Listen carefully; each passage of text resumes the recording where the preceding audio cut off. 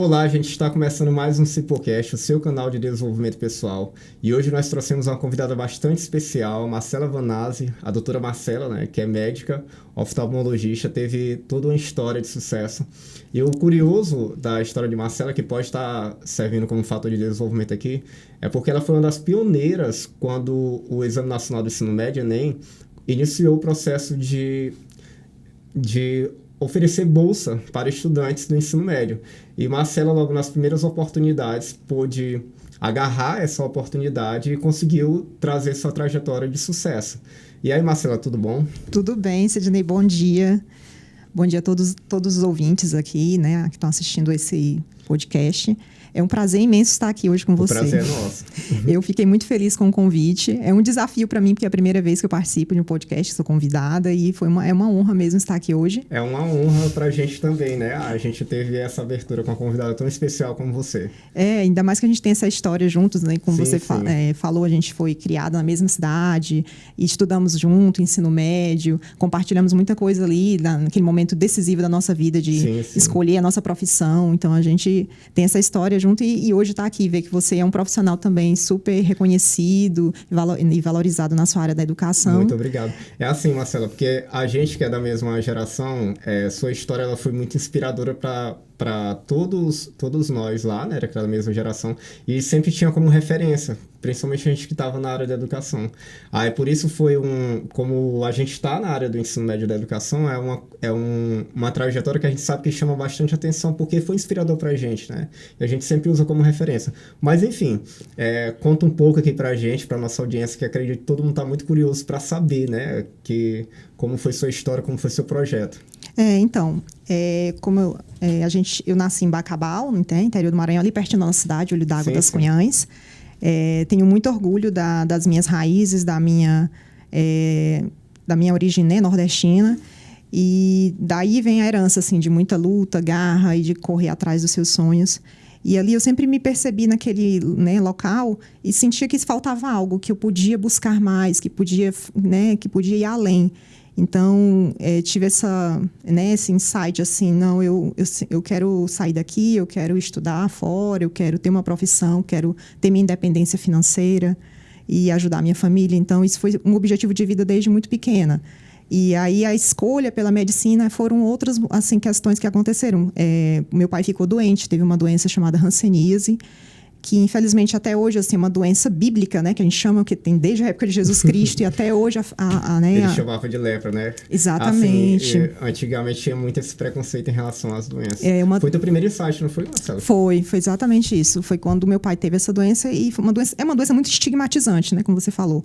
Desde os primórdios e até hoje afeta milhões de pessoas. E meu pai teve, a gente ficou com aquela, nossa, mas é uma doença contagiosa, a gente vai pegar, como é que vai ser o tratamento dele? E a gente viu que é um tratamento bem difícil, muito longo. Aí eu fiquei já curiosa, né? Aí via na escola, a gente tinha aqueles trabalhos da escola de biologia e coincidentemente teve um trabalho que o professor de biologia, né, o Edivaldo, ele pediu para eu falar sobre a bactéria que causa hanseníase. Aí eu fui estudar a fundo. Mas você tinha comentado alguma coisa? Na escola? Na escola não, foi assim, coincidente não, tudo eu falo, coincidência não, é providência, né, eu acho que tudo não acontece, não é por acaso. Então eu tive essa experiência na minha família de ter um contato com essa doença e depois na escola tive isso, e para mim foi uma coisa que eu me aprofundei, comecei a estudar mais sobre os mecanismos da doença, fisiopatologia, como é que a bactéria vai lá no nervo da pessoa e causa aquela sequela, que é né, então assim, foi tudo, eu sempre fui muito curiosa, desde criança, sempre busquei. A gente percebia, tinha aquela chamada, ela era o que chamava atenção na sala de aula, quando a gente estava com a Marcela, era o fator de curiosidade.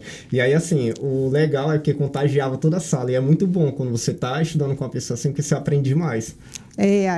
Aí foi esse primeiro momento. Depois tive uma vizinha que teve um problema de saúde também, uma doença, um acidente ofídico não, desculpa, por uma aranha, uma picada de aranha. Aí eu olhei aquela perna dela com uma lesão bem extensa e, né, em sintomas sistêmicos também, febre, neurológico, então fiquei impressionada, gente, como é que uma picada de uma aranha causa tudo isso numa pessoa?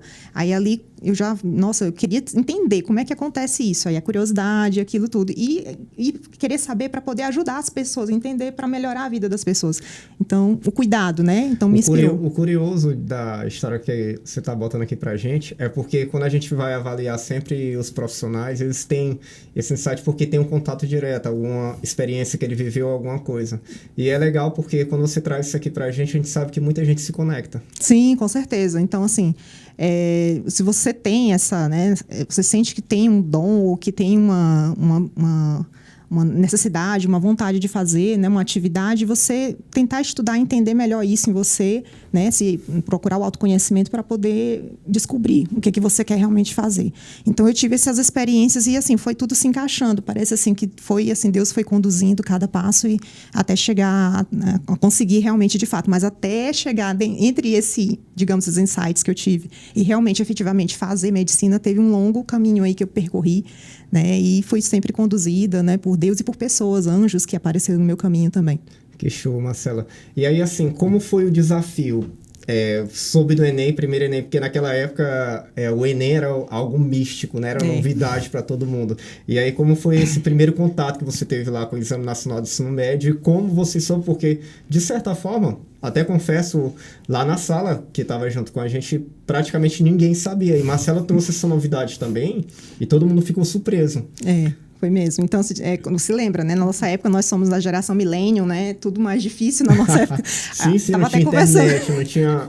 Nossa, não tinha informação. Estava conversando com a minha irmã, até pra gente saber das notícias, assim, sabia só pela televisão. E para fazer inscrição no ProUni, na época, gente, era naquela internet de escada, que a gente ouvia aquele barulhinho ali, era uma coisa assim, surreal. Tinha preenchimento de formulário. E a gente enviava por correio também. Isso também, exatamente. Nem lembrava disso. Meu Deus, era por formulário. Como a gente nem tinha internet na cidade, aí fazia inscrição dessa forma. E, assim, foi tudo, assim, muito difícil, mas mas é uma oportunidade, como você falou. É aquela questão de você ver uma oportunidade e agarrar com unhas e dentes. Sim, sim. E não importa a dificuldade, a internet ruim, mandar pelo correio, não tem isso. A gente faz o possível para ir conquistar, né? Então, foi isso. Na época, a gente tinha essas limitações, que hoje em dia, assim, felizmente, a geração que tem agora, as gerações agora, né, elas têm essa facilidade, tem todos os recursos aí disponíveis, internet gratuita, de fácil acesso. E tem que aproveitar mesmo essas oportunidades. Na nossa época foi mais difícil. E na época dos nossos pais foi mais difícil ainda. Sim, então, assim, é uma coisa que vai, ao longo do tempo, vai cada vez melhorando. Graças a Deus. Mas foi isso. Então, aí quando eu realmente fiz a inscrição, primeiramente, a minha nota que eu tinha no Enem não era suficiente para passar para medicina. Então, eu disse, mas eu vou agarrar a oportunidade que eu tiver. Então, a minha nota é suficiente para passar em outro curso, mas pelo menos eu vou sair daqui de Olho d'Água, das Cunhãs, e vou para a capital, né? Para cá, para São Luís. Aí algumas oportunidades. Isso, aí eu vim, mas eu consegui uma bolsa de Ciências Contábeis. Aí cursei Ciências Contábeis na Faculdade de Fama, que eu acho que nem existe mais aqui, a Atenas Maranhense, eu ouvi falar que não existe mais. Então, cursei um ano nessa faculdade aqui e foi, assim, a minha porta de entrada para sair deixar de ser a menininha do interior e ir para uma cidade grande. E as dificuldades? Teve contato com algumas pessoas que te ajudaram, colocaram? Sim, graças a Deus. Tem um sobrinho do meu pai que morava aqui, né? Mora aqui, né, ainda. E ele me acolheu, a família dele, né? De braços abertos. Apesar de eu nem ter contato, assim, com ele, mas só soube que eu tinha ganhado essa bolsa. E para Ciências Contábeis, ele me acolheu na casa dele, eu fiquei esse período lá. Foi um incentivo muito bom. Foi, nossa, mas assim, eu tava até falando esses dias com a minha irmã aqui, lembrando o primeiro mês quando eu saí de casa, que aí para eu convencer a minha mãe para eu sair de casa e vir estudar aqui, foi uma luta, assim, ela não queria, tinha medo, como é normal, toda mãe, super protetora, menina do interior inocente, não sabia nada da vida, ela ficou com muito medo de eu vir sozinha, assim, morar numa cidade grande, fazer faculdade, mas aí eu convenci ela, não, mãe, acredita em mim, eu vou para lá, eu vou estudar, pode acreditar em mim, eu vou atrás de uma coisa melhor pra gente, eu vou buscar, acredita em mim. E eu vim com toda a fé, assim, mas quando eu cheguei o primeiro mês, eu só chorava, todo dia chorava. Nossa. Então, assim, eu acho que muita gente pode se identificar, assim, que tá passando por isso agora, o que, né, tá planejando fazer isso. E realmente, os primeiros meses são mais difíceis, que você tem aquele vínculo com a família, né, e você lida com várias situações com pessoas diferentes na faculdade. Então, tem todas essas questões, mas assim, a gente vai superando. Cada dia que vai passando, vai melhorando. O ideal é não desistir, né? Exatamente. Então, desistir passa pela cabeça da gente, não vou mentir. A gente fica ali, meu Deus, o que é que eu tô fazendo aqui? Por que eu vim pra cá? Eu podia estar lá na minha casa, lá, tranquilo, quero voltar pra minha mãe. E aquela coisa, né? Eu tinha 17 anos. e muito nova, muito imatura, mas assim, não desisti, valeu a pena, hoje eu estou aqui, né, contando essa minha história. É que, assim, a questão da necessidade de persistência, porque uma das primeiras coisas que a gente encontra na vida são os desafios. E aí essa dificuldade de você resolver o problema, às vezes, dá esse fator de desistência, principalmente quando você é acostumado com uma situação e uma realidade. Mas, enfim, Marcelo, eu lembro também, na época, que foi algo que foi bastante marcante pra gente, foi a sua nota na redação. Você já chegou a tirar 1000, bem próximo de 1000 também. Hoje em dia é 1000, mas na nossa época, o critério era de 0 a 100 a nota, né? 0 a 100, né? Aí eu fiquei esse um ano fazendo ciências contábeis aqui. Foi muito bom porque, assim, as áreas que eu tinha dificuldade na escola, no ensino médio, que era matemática, física, áreas de exatas, né? Sim. Eu sempre me identifiquei mais com áreas de ciências, né, humanas, biológicas, e aí eu nunca ia bem na prova do Enem por causa dessas áreas de matemática, de exatas. Aí esse período que eu fiz a faculdade é que me ajudou nisso, que eu consegui desenvolver melhor essa parte. E a redação também, meio que a faculdade me deu uma estrutura muito boa, assim, de compreensão textual, de leitura, então eu tive uma base muito boa. Aí quando fui prestar o Enem novamente no ano seguinte, aí minha nota eu consegui a nota máxima na redação, que foi assim, como eu consegui uma nota razoável na objetiva, mas a redação elevou a minha nota, assim, para outro nível. Aí, assim, eu consegui concorrer pelas bolsas de medicina. E consegui concorrer e ganhei essa bolsa lá em Rondônia. O legal é porque Porto você Velho. iniciou um curso diferente, mas não perdeu o seu foco. Exatamente. Você sempre teve com foco em medicina. Mas é de contábil, você foi direto para medicina? Fez outro curso? Então, eu fiquei um período que no primeiro semestre, né, que eu entrei, a nota ainda assim estava muito concorrida, eu não conseguia concorrer para medicina. Aí eu tentei para outras coisas, outra área, né, odontologia, que já era um caminho a mais, mas aí também não deu certo. Mas aí eu fiquei 6 meses assim, meio, né, abatida. Ah, meu Deus, não sei se eu não vou conseguir, né? Por mais que a nota tivesse sido boa, tinha gente, né, com nota melhor. Fiquei já meio, né, triste. Até cheguei a voltar para minha cidade, lá para Olho d'Água, e fiquei lá pedindo muito a Deus, assim, ó, essa orientação, essa força para continuar, e não você desistir. Já tinha o quê? 18? Tinha 18. Muito nova. Eu tinha feito 18. Aí, não, mas eu vou continuar. Aí, quando deu meio do ano, eles abriram bolsas novamente, aí eu consegui passar para medicina lá em Rondônia. Aí você foi direto para Rondônia, saiu de São Luís, foi para Rondônia. E como foi a realidade? Agora a realidade é totalmente diferente. Saiu de um estado para ir para outro estado diferente. Você tá chegando lá, novidade. Tinha alguém lá para acolher? Tinha um parente também? Como foi? Então, foi engraçado. Foi como se fossem degraus mesmo, assim, que eu fui escalando, né? Se eu tivesse ido direto de Olho d'Água para outro estado, aí a resistência até da minha mãe teria sido maior de me deixar ir, né? Ficar mais assustada ainda, porque pelo menos aqui em São Luís é alguns quilômetros de distância, é próximo, tem uma referência, tinha uns parentes aqui. Aí ela permitiu, mas aí, como eu tive essa oportunidade de vir primeiro, passar um ano em São Luís, que é mais perto de casa, eu vi eles uma vez por mês, digamos assim, foi mais fácil, foi uma transição, digamos assim. Sim. Uma preparação. Aí, quando eu passei para Porto Velho mesmo, né, para medicina, aí mas mesmo assim foi uma mudança assim drástica, porque aí a distância é muito maior, dificuldade de acesso, né, só viajava de ônibus, passava 4 dias no ônibus, 3 noites dormindo. Questão de avião nessa época era muito difícil, né? Muito mais caro as passagens aéreas. Então, eu vinha só de ônibus e era uma vez por ano que eu vinha só para ver minha família. Então, todas essas dificuldades de comunicação também, questão de celular. Tive meu primeiro celular quando eu fui morar lá também. Naquela época era tudo muito novo.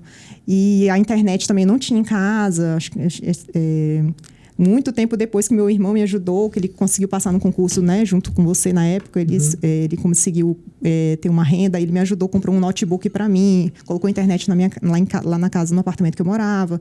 Até então, assim, Você foi morar sozinha? Fui morar sozinha. E depois eu fui dividir apartamento com alguns colegas da faculdade também, dividi com 2 colegas, e a minha irmã foi morar comigo depois. Ela acabou indo morar depois, uns 3, 4 anos que eu estava lá, ela foi também fazer faculdade também. Então, assim, eu abri portas para ela lá também. Que bom. Mas tinha essas dificuldades, ficava até altas horas da noite na faculdade, porque não tinha internet, não tinha computador em casa, então dependia totalmente da biblioteca, dos computadores da faculdade para estudar. Então, e era bolsista, tinha uma nota que eu tinha que ter cada semestre. Para evitar perder. Para evitar perder a minha bolsa. Então, vivia sob constante estresse, pressão, para manter um alto rendimento e assim. A família começou a sonhar também, né, Marcelo? Pelo que a gente começa a colocar assim, e eu acredito que a sua rotina ela foi se estabelecendo diante das dificuldades, mas todo tempo que tinha um problema, você sempre estava preparada para resolver. Sim. Que aí o legal é que iniciou, teve todo o processo e todo mundo começou a sonhar junto e, de fato, você foi lá para poder ir na sua carreira. Mas, enfim, como foi esse processo da faculdade até chegar à formação, acredito que o início sempre é mais difícil. E aí, quando você teve o insight também para escolher assim, eu quero ir para a área de oftalmologia.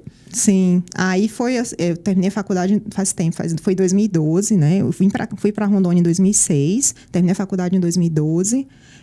A gente, quando termina a faculdade de medicina, fica como clínico geral, tá? Atua como clínico geral. Então, eu dei muito plantão em UPA, trabalhei em hospitais. Rotina de médico normal. Ambulatório. Fez residência também? Então, aí eu demorei um pouco para fazer a residência. Um pouco não, 5 anos eu demorei bastante. Nossa. Até. Porque, geralmente, o pessoal, quando termina a faculdade, já junta a residência em seguida. E eu tive um período longo, assim, 5 anos, que eu fiquei indecisa. Mas o que fazer, né? Aí eu fiquei muito nessa crise, digamos, que eu via meus colegas da faculdade, todo mundo já fazendo residência, trabalhando na sua área, realizado, todo mundo bem, e eu ainda estava ali. Eu me sentia estagnada, me sentia parada. E é até bom isso eu compartilhar, porque muitas vezes as pessoas, né, mesmo depois de formada, terminar a faculdade, ali é só o começo, né? Você já começa, outras decisões importantes vão ser a partir dali também. E aí é normal você se sentir, assim, frustrado, se sentir um pouco perdido, porque o mercado de trabalho oferece tantas, ainda mais na medicina, são muitas especialidades. Sim. Então, eu me vi diante, assim, de um mundo de oportunidades e fiquei, assim, digamos, me sentindo, assim, estagnada nesse sentido. Até conseguir se encontrar, de fato, você Exatamente. foi buscando um ponto ou outro. Buscar o autoconhecimento, eu acho, Sidney, assim, sempre é fundamental. Exatamente. Assim, porque você não ir tomar uma decisão tão importante quanto essa, a especialidade que a gente vai escolher na medicina, você vai pelo menos 30 anos, 40 anos da sua vida, você vai trabalhar naquilo. Sim. Então, tem que ser uma decisão muito pensada, muito... você tem que ter muita clareza sobre isso, muita segurança. Então, faltava isso para mim, como eu fui já muito imatura, muito jovem, fazer essa faculdade e só estudava. Então, eu não desenvolvi em mim essa capacidade, assim, de me conhecer suficiente para tomar uma decisão tão importante.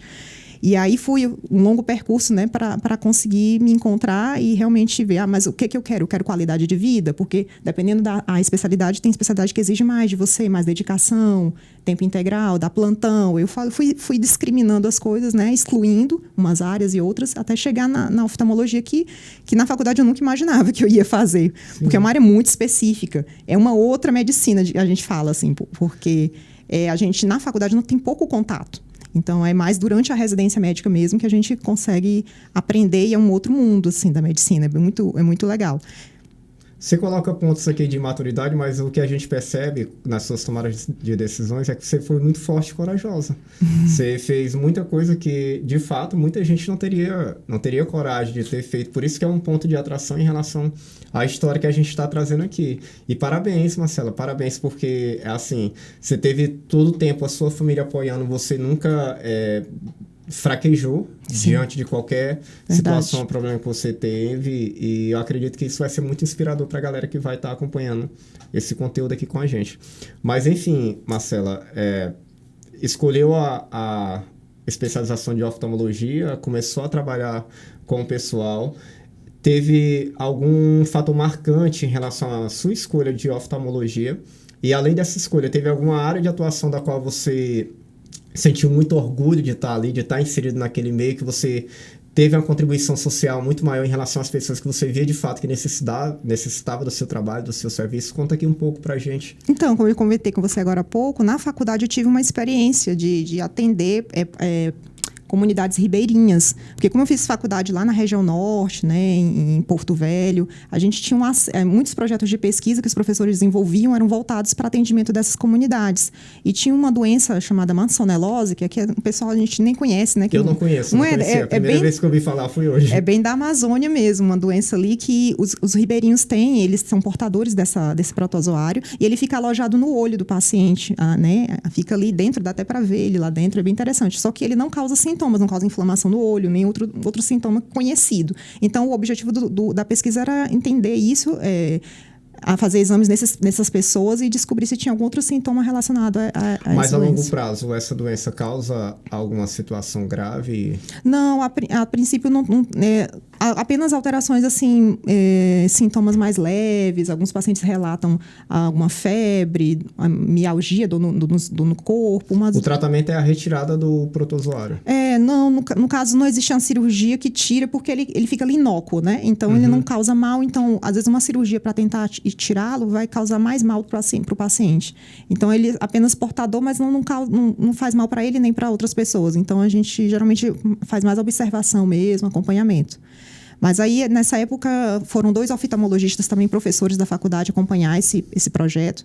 E eu tive essa oportunidade de ver um pouco do trabalho da oftalmologia ali. Foi muito legal. Então, isso já foi um primeiro contato que facilitou depois eu tomar essa decisão, muitos anos depois, de fazer oftalmologia. Além da questão da qualidade de vida, que é uma área que você tem... Geralmente, não faz plantão, você fica mais trabalho ambulatorial, que sempre me atraiu mais. Então, foi uma decisão... nesse sentido, e eu tive essa experiência, né, como você perguntou, que foi bem gratificante trabalhar nessa época e atuar, atendendo essas comunidades e conhecer essa realidade que é diferente. Entendo.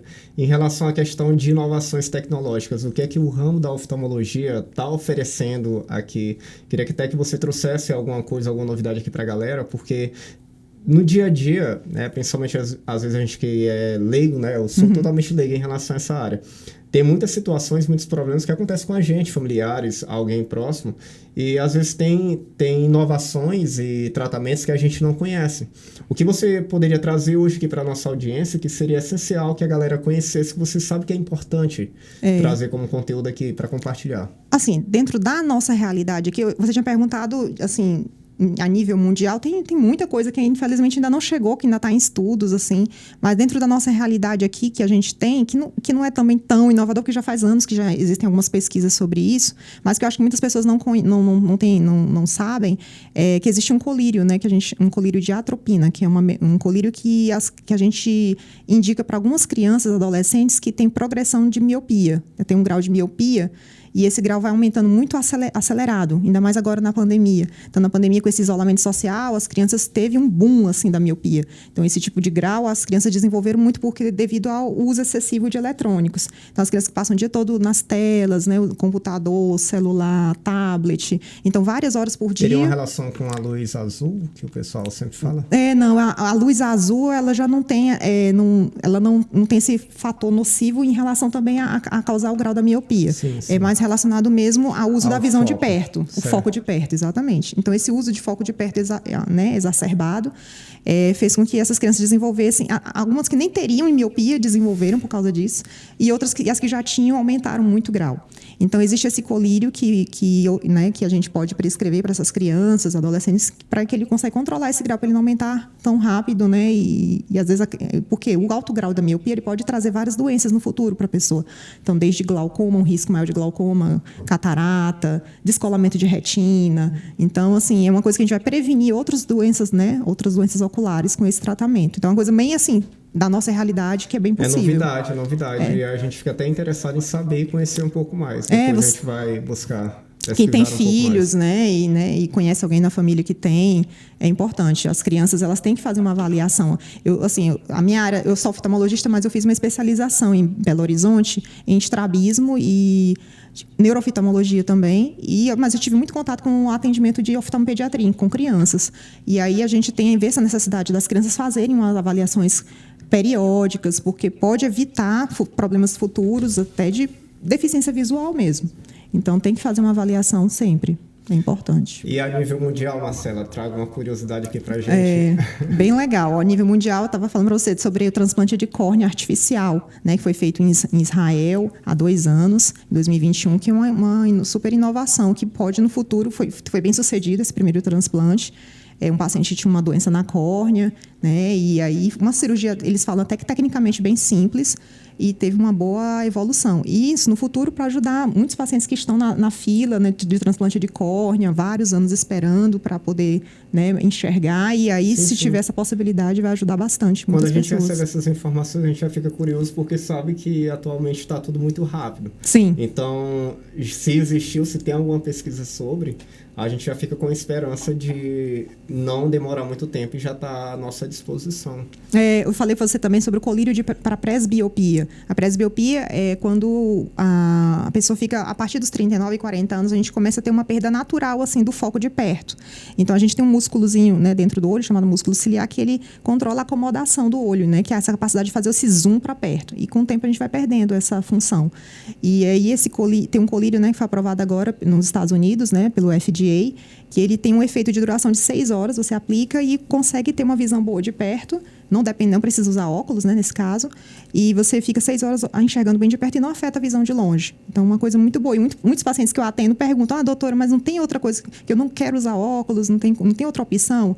Aí eu até falava que não tinha, mas tem, ainda não chegou no Brasil, infelizmente ainda vai chegar um dia, mas... Entendo. Mas vai chegar. Vai, se Deus quiser. E outra coisa legal foi que eu te falei também sobre a questão dos estudos que estão tendo sobre Alzheimer, relacionando com alterações na retina, com glaucoma. Então, aí tem um exame chamado tomografia de coerência óptica, que é um exame da retina, que vê todas as camadas da retina. E lá eles estão vendo que um biomarcador, que são as placas amiloides, que são depósitos dessa substância amiloide que... No Alzheimer, ela acontece no cérebro, né, na região dos gânglios da base do cérebro, e lá que funciona a questão da memória, funções cognitivas da pessoa, por isso que a pessoa vai perdendo com Alzheimer. E nesse exame que a gente faz do olho do paciente, que vê as camadas da retina ali, a gente já vê também a deposição dessas placas amiloides também. Então, o paciente às vezes nem tem ainda sintomas de Alzheimer, mas aí nesse exame, que é um exame mais simples, assim, digamos, comparado aos exames mesmo de Alzheimer, que são muito mais caros, biomarcadores do Alzheimer no cérebro são muito mais caros, e esse que na retina é um pouco mais acessível, e você consegue já predizer o risco desse paciente de desenvolver Alzheimer no futuro. Através da oftalmologia. Isso, desse exame oftalmológico chamado OCT, que é a tomografia de coerência óptica da retina. O ideal é fazer mais ou menos em qual idade ou qualquer tempo a pessoa pode estar fazendo? Então, ainda está sendo feito assim, estudos em Minas Gerais que estão sendo feitos, associando essa presença dessas... Brasileiro? Tem um cientista brasileiro, né, que tá fazendo essa comparação desses exames e vendo realmente determinando qual que é o benefício de você usar esse exame numa triagem a nível populacional, né? Então, ainda não tem digamos assim, uma diretriz que fala, um protocolo para dizer, tal pessoa tem que fazer de tanto tempo esse exame. Ainda não existe isso, ainda está muito inicial. Mas só de saber que aqui perto da gente, aqui em Minas Gerais, estão desenvolvendo uma pesquisa nesse sentido que vai ajudar muitas pessoas. Imagina você saber que você pode ter Alzheimer no futuro. Muda tudo, muda seu estilo de vida, você vai ser uma pessoa mais ativa, você vai mudar tudo para tentar evitar que você desenvolva essa doença. Isso é maravilhoso. É maravilhoso, assim, tá bem próximo da gente saber que, de fato, isso é brasileiro. Mas, enfim, Marcela, você trouxe muito conteúdo legal aqui pra gente. Tem uma mensagem que você pode deixar para a nossa audiência, principalmente para os jovens adolescentes, para eles não desistirem do sonho diante da sua trajetória, de tudo que você colocou aqui, e também já em termos informacionais que você colocou, que você gostaria de deixar para a galera que você sabe que vai tocar alguém em algum ponto e alguém vai se identificar. Assim, em primeiro lugar, eu queria só agradecer assim, imensamente a minha família. A gente que agradece. Também. Tá. Vocês também, né? Aqui. Mas, com certeza, vocês também. Mas eu esqueci de falar isso no início, Sidney, sobre o papel da minha família nesse sentido, né? Desde o processo todo. Quando eu decidi fazer medicina e quando eles me apoiaram, como você falou desde o começo, me apoiaram, acreditaram no meu sonho e sonharam junto comigo. Então, eu fico muito feliz por poder ter essa oportunidade dos meus pais, na minha família, me abraçar nesse sentido, que eu vejo que tem muitas pessoas que às vezes não contam com esse apoio. E não é impossível, mesmo sem esse apoio, você conseguir. Vai ser um caminho mais árduo, mais difícil ainda. Mas eu quero deixar aqui esse reconhecimento, agradecimento imenso a Deus, primeiramente, que eu acho que Ele foi encaminhando tudo, mas a minha família, que foi fundamental, o apoio deles, meus pais, meus irmãos que acreditaram em mim, né, nesse meu sonho. Mas não desestimulo as pessoas que não têm esse apoio, elas também podem conseguir. E a mensagem que eu deixo é essa, assim, de que foi um longo caminho até chegar até aqui, mas valeu a pena. Eu só acho assim, poderia ter sido mais leve, né? No sentido de que eu não precisava ter, talvez, me cobrado tanto, me exigido tanto. Eu poderia ter sido um caminho um pouco mais leve nesse sentido. Não me, Sim, né? sim, Não é ser uma fundamental tu colocar isso aqui, porque tem muitas pessoas que sofrem com isso. Exatamente. A gente não pode levar tão a ferro e fogo, a gente precisa também viver a vida. Então, assim, eu fiquei 6 anos fazendo medicina, foi só medicina, não tinha vida social, não tinha nada. Então, as pessoas, para se dedicar a estudo, não precisa abrir mão das outras coisas. Então, viver todas as etapas da vida, aprender em cada uma delas, amadurecer. Então, acho que isso faltou um pouco em mim, né, nesse período, para poder, quando eu me formei em medicina, eu ter essa mais segurança, essa mais visão de mundo, essa experiência maior. Mas todo o processo foi válido, acho que nunca é tarde você acreditar, né? Então, eu falo para os jovens, mas falo para outras pessoas também que têm um sonho, um desejo para não desistirem dele, acreditarem. Primeiramente, acreditar em você, porque durante o meu caminho, muitas pessoas, quando eu falava, vai fazer medicina, muitos me criticavam, até às vezes dentro da própria família. Então, eu tive uma tia que ela até faleceu já. Isso é muito difícil. Eu tinha muito carinho por ela, e eu ouvi dela falar isso. Marcela, medicina, tem certeza? Muito difícil, né, tal. Acho que não é para você, não. Ela chegou a falar isso para mim. E eu tinha muito carinho por ela. E doeu muito em mim ouvir isso. Então, às vezes, se você ouvir isso de uma pessoa, não se desestimule, não deixe... Primeiramente, acredite em você, no seu sonho. Aposte nele. E se você tiver essa convicção, essa certeza dentro de você, que você é capaz...